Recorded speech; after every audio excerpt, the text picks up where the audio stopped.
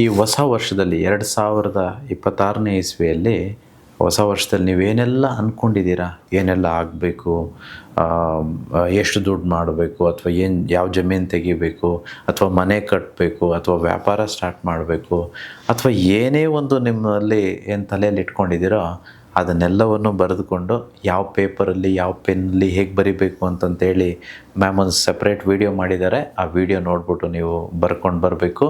ಅದನ್ನು ಆಶೀರ್ವಾದ ಮಾಡಿ ಅದು ನೆರವೇರುವ ಹಾಗೆ ನಾನು ನಿಮಗೆ ಹೇಳ್ಕೊಡ್ತೇನೆ. ಇದು ಮೊದಲನೇ ವಿಶೇಷತೆ. ಎರಡನೇ ವಿಶೇಷತೆ, ಲಕ್ಷ್ಮೀ ಕುಬೇರ ಧನ ಪ್ರಾಪ್ತಿ ಕ್ರಿಯಾ ಅನುಷ್ಠಾನ ವ್ರತವನ್ನು ಮಾಡ್ತಿದ್ದೇವೆ.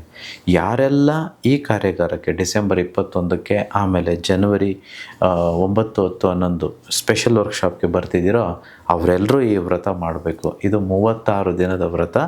ಹೇಗೆ ಶಬರಿಮಲೆಗೆ ಹೋಗಬೇಕು, ಅಯ್ಯಪ್ಪ ಸ್ವಾಮಿಗೆ ಹೋಗ್ಬೇಕಂದ್ರೆ ಹೇಗೆ ಮಾಲೆ ಹಾಕ್ತಿರೋ ಅದೇ ರೀತಿ ಒಂದು ಕ್ರಿಯೆ ಇರುತ್ತೆ. 36 ದಿನದ ಕ್ರಿಯೆ. ಈಗ ಹೊಸ ವರ್ಷದಲ್ಲಿ ನಾವು ಕೇಕ್ ಕಟ್ ಮಾಡಬೇಕಾ, ಕಟ್ ಮಾಡಬಾರ್ದಾ, ಅದನ್ನು ನಿಮಗೆ ತಿಳಿಸ್ಕೊಡ್ತೇನೆ. ನಾವು ನಿಜವಾಗ್ಲೂ ಸಾತ್ವಿಕತೆಗೆ ಹೋಗ್ಬೇಕಂತಂದರೆ ಏನು ತಿನ್ನಬೇಕು, ಏನು ತಿನ್ನಬಾರ್ದು, ಏನು ಕುಡಿಬೇಕು, ಏನು ಕುಡಿಬಾರ್ದು, ಇದು ಬರೀ 36 ದಿನ ಮಾತ್ರ. ಇದನ್ನು ಮಾಡಿದಾಗ ಧನಾಕರ್ಷಣೆ ಆಗುತ್ತೆ,